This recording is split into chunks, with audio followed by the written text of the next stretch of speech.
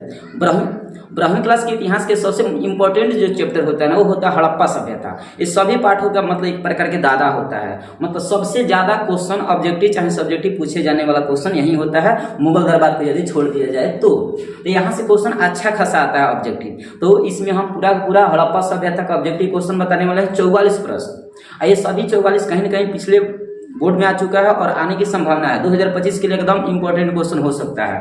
तो आप यहाँ देखिए, पहला क्वेश्चन है आपके सामने, हड़प्पा सभ्यता का मुहर किस चीज की बनी थी? यहाँ किस लिखा है, किस चीज की बनी थी? तो आपको पता होनी चाहिए किस चीज की बनी थी। तो सेलखड़ी पत्थर आता है, उसी से बना था, सेलखड़ी से बना था। किसे? सेलखड़ी। तो इसका सही आंसर हो जाएगा डी। बनावली किस राज्य में है? आपको पता है बनावली एक हड़प्पा सभ्यता का स्थल है। जो बनावली ये जो बनावली आप देख रहे हो, ये बनावली हरियाणा में है। क्या? हाँ, हरियाणा में। सही आंसर हो जाएगा ए। हरियाणा में 3 चीज याद रखना। हरि नाम का कोई व्यक्ति है, बहुत आसान क्वेश्चन है। आज देखो तो यहाँ से क्वेश्चन एगो कोई ना कोई एगो आ जाता है। राखी, गढ़ी, बनावली, दौलतपुर, ये तीनों के तीनों याद रखना। हरि नाम के कोई व्यक्ति है, राखी बनाता है, दौलत कमाता है। ऐसे ट्रिक याद रख सकते हो। हरि मतलब हरियाणा में, राखी गढ़ी, बनावली, दौलतपुर। हरि नाम के व्यक्ति है, राखी बनाता है, राखी गढ़ी, बनावता बनावली, दौलत कमाता दौलतपुर। ऐसे ट्रिक आप याद रख सकते हो। अगला क्वेश्चन है कि लोथल किस नदी के किनारे है? आपको पता है लोथल भोगवा नदी के किनारे है और ये गुजरात में पड़ता है। और हड़प्पा सभ्यता के सबसे बड़ा बंदरगाह लोथल को ही माना जाता है। याद रखना ये तीनों बात। भोगवा नदी के किनारे है। सिंधु घाटी के निवासियों को किस धातु का ज्ञान नहीं था? देखिए, सिंधु घाटी के सभ्यता के लोगों को तांबा का आविष्कार मतलब सबसे पहले किए थे, इसलिए इसे ताम्र युग या कांस्य युग के नाम से जानते हैं। लेकिन इन लोगों को लोहा का मतलब ज्ञात नहीं था। कहीं कहीं चांदी देता है तो लोहा आप मानोगे, क्योंकि इस समय लोहा का आविष्कार नहीं हुआ था। ठीक ना, लोहा का ज्ञान नहीं था। हड़प्पा सभ्यता किस युग की सभ्यता है? तो आपको पता है कांस्य युग, क्योंकि सबसे पहले कांस्य या तांबा का खोज हुआ था, इसलिए कांस्य युग के नाम से जानते हैं। हड़प्पा संस्कृति आधारित थी, तो आपको पता है व्यापार पर आधारित है, क्योंकि हड़प्पा सभ्यता में अधिकांश भाग व्यापारों पर ही टिका था, तो इसका व्यापारी पर आधारित है। हड़प्पा सभ्यता के लोग उपासना करते थे, तो उपासना करते थे मातृ देवी का, मातृ देवी। हड़प्पा सभ्यता को उपासना किसका करते थे? मातृ देवी। अब ये एक बार कंफर्म होकर विकिपीडिया पर देख लेना, मातृ देवी दिया कि इंद्र दिया। ठीक ना, उसके बाद हम कमेंट सेक्शन में लिख लेंगे। हड़प्पा सभ्यता का स्वरूप क्या है? स्वरूप का मतलब उसका रूप कैसा? तो आपको पता है नगरीय सभ्यता है। नगर पालिका यहाँ का स्थापना होता, नगर एक प्रकार से है, तो नगरीय सभ्यता बताओगे। नगरीय को शहरी कहा था, तो शहरी सभ्यता हो जाएगा बी। हड़प्पा सभ्यता का सबसे बड़ा नगर है मोहनजोदाड़ो, जिसे मृतकों का टीला के रूप में जानते हैं, और 1922 ईस्वी में राखलदास बनर्जी के द्वारा खोज किया गया था। ठीक ना, इतना बात याद रखना। मोहनजोदाड़ो सबसे बड़ा सभ्यता है, और मोहनजोदाड़ो में एक बहुत बड़ा स्नानागार खोजा गया था, इसलिए स्नानागार सबसे विशाल स्नानागार आपसे पूछा जाए तो आप बताओगे मोहनजोदाड़ो में है। हड़प्पा सभ्यता की सर्वप्रथम खोज किसने किया था? तो दयाराम साहनी। हड़प्पा खोज दयाराम साहनी 1921 ईस्वी में किए थे। हड़प्पा किस नदी के किनारे है? तो हड़प्पा जो नदी के किनारे है ना, वो है हड़प्पा रावी नदी के बाएं तट पर है, तो 11 हो जाएगा डी। हड़प्पा सभ्यता की सबसे महत्वपूर्ण विशेषता क्या है? कि यहाँ के नगर नियोजन और वास्तुकला सबसे प्रमुख विशेषता है, इसलिए ए आंसर सही हो जाएगा। हड़प्पा सभ्यता का प्रशासन कैसा है? तो नगर पालिका है। कैसा है? नगर पालिका, नगर है इसलिए नगर पालिका आप बताओगे। सही आंसर क्या हो जाएगा? सी हो जाएगा। हड़प्पा सभ्यता के पतन के प्रमुख कारण क्या आप बताओगे? देखिए, हड़प्पा सभ्यता के पतन तो ऐसे कई कारणों से विभिन्न प्रकार के विद्वानों में अलग अलग मतभेद है, तो उनके द्वारा बताया गया। विदेशी का आक्रमण भी हुआ था, प्राकृतिक कारण भी होता, मानवीय कारण भी होता, इसलिए इसका सही आंसर हो जाएगा डी, अर्थात सभी।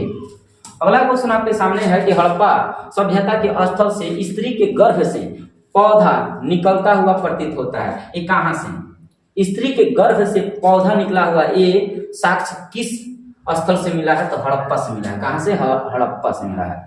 सिंधु घाटी सभ्यता के स्थलों में सर्वप्रमुख या सर्वप्रथम किस स्थल का उत्खनन हुआ है? तो हड़प्पा में सबसे पहले उत्खनन हुआ था। हड़प्पा में सबसे पहले उत्खनन हुआ था, इसलिए इसे हड़प्पा सभ्यता के नाम से जानते हैं। सिंधु सभ्यता में गोदीवाड़ा का प्रमाण कहां से मिला है? तो आप सभी को पता है लोथल से, जो भगवा नदी के किनारे है, यहीं से मिला है गोदीवाड़ा।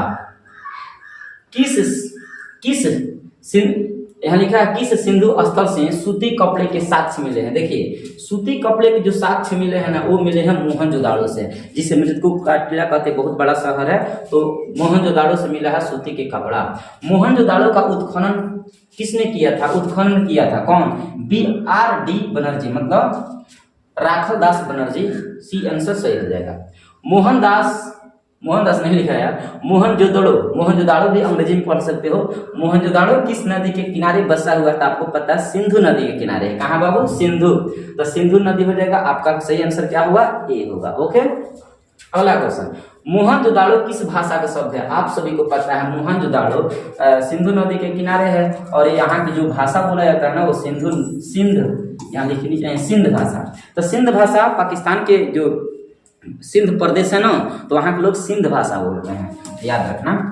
लोथल कहाँ स्थित है? तो आपको पता है गुजरात, भगवा नदी, गुजरात ये हो जाएगा। प्राचीन इतिहास का निर्माण किया गया है। प्राचीन इतिहास का निर्माण आप देखोगे ना तो इन तीनों का आधारों पर किया गया है, मतलब साहित्यिक स्रोत के आधार पर भी निर्माण किया गया है, विदेशी यात्रियों के विवरण पर भी किया गया है, पुरातात्विक अवशेषों के आधार पर भी किया गया है। इसलिए करेक्ट आंसर हो जाएगा डी, मतलब तीनों का आधार पर पुरातात्विक, मतलब पुराण से प्राचीन इतिहासों का चर्चा या प्राचीन इतिहासों को लिखा गया, तीनों को आधार बनाकर लिखा गया है। अगला क्वेश्चन है कि कालीबंगा भारत के किस राज्य में अवस्थित है? तो आप सभी को पता है कालीबंगा, कालीबंगा का मतलब करिया लोग कहाँ हो जाते हैं? जहाँ सबसे धूप निकलता है। इसका मतलब राजस्थान के थार मरुस्थल में सबसे ज्यादा धूप निकलता है, इसलिए कालीबंगा करिया मतलब राजस्थान में है कालीबंगा। राजस्थान में सी नंबर सही हो जाएगा। गंदे पानी की निकासी की समुचित व्यवस्था सर्वप्रथम किस सभ्यता में देखने को मिलता है? तो हमारा सिंधु घाटी सभ्यता, जिसे हड़प्पा सभ्यता के नाम से जानते हैं। हड़प्पा सभ्यता को सिंधु क्यों कहा जाता है? तो कहोगे अधिकांश इसका स्थल सिंधु नदी के किनारे है, इसलिए हड़प्पा सभ्यता को सिंधु घाटी सभ्यता के नाम से जानते हैं। इसका सही आंसर हो जाएगा ए। कालीबंगा किस, यहाँ कस लिखा है, छोटी में का मात्र थोड़ा टाइपिंग मिस्टेक हो जाता है। कालीबंगा किस नदी के किनारे अवस्थित है? तो आप बताओगे कालीबंगा सरस्वती नदी के किनारे है, जो राजस्थान में कालीबंगा पड़ता है। सिंधु घाटी सभ्यता के बंदरगाह कौन है? तो आपको पता है लोथल सबसे बड़े बंदरगाह था और अरब सागर के करीब है, मतलब गुजरात में है। लोथल इसका आंसर हो जाएगा। सिंधु सभ्यता में नर्तकी की मूर्ति, नर्तकी मतलब डांसर, हमारे लिए ठुमका वाला ना, वो वाला डांसर, वो डांसर कहाँ की मिली है? तो आपको पता है मोहनजोदाड़ो में। मोहनजोदाड़ो में डांसर मिली है, ठीक ना।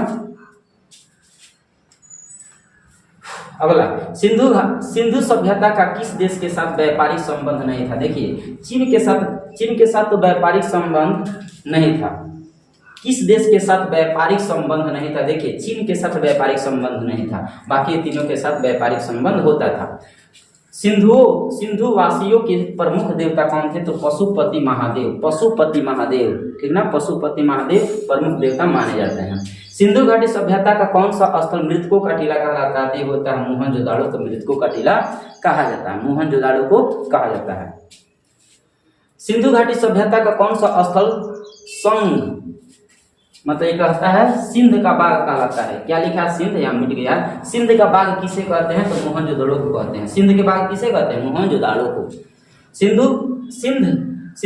सिंधु सभ्यता में समाज का स्वरूप कैसा था? तो मातृसत्तात्मक था, क्योंकि माता के नाम पर पूरा वंशज चलता था। हड़प्पा सभ्यता में मातृसत्तात्मक इसका वंशज था, याद रखिएगा। सिंधु घाटी सभ्यता किसके समकालीन नहीं मानी जाती है? तो चीन के समकालीन नहीं मानी जाती है। सिंधु सभ्यता के क्षेत्रफल किस आकार का है? तो त्रिभुजाकार आकार का है। किस सिंधु स्थल में महिला और पुरुष दोनों, मतलब महिला और पुरुष को एक साथ दफनाने का साक्ष्य मिला है? तो वो मिला है रोपण। कहाँ मिला है? रोपण में। रोपण कहाँ? पंजाब में। सिंधु घाटी सभ्यता में विशाल स्नानागार का अवशेष कहाँ मिला है? तो आपको पता है मोहनजोदाड़ो में मिला है। मोहनजोदाड़ो, बी आंसर सही हो जाएगा।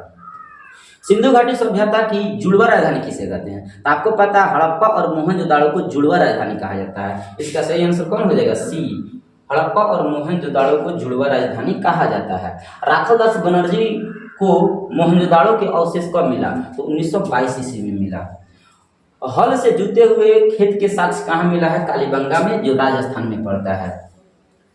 पशुपति महादेव के मुहर में निम्न में से कौन सा जानवर नहीं पाया गया है? तो शेर नहीं पाया गया, बाकी तीनों पाया गया है। किस स्थान से शतरंज की तरह के खेल का प्रमाण मिला हुआ है? शतरंज का खेल का प्रमाण कहाँ से मिला है? तो लोथल से मिला है। कहाँ मिला है? लोथल से।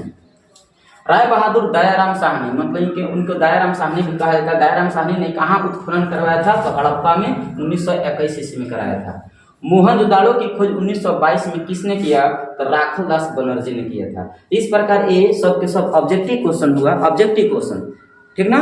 ये पूरा ऑब्जेक्टिव आप याद कर लो और इसके बाद हम इम्पोर्टेंट पूरा का पूरा ऑब्जेक्टिव क्वेश्चन बताएंगे हर एक चैप्टर का, ताकि आपका ऑब्जेक्टिव मजबूत हो जाए। Okay, thank you.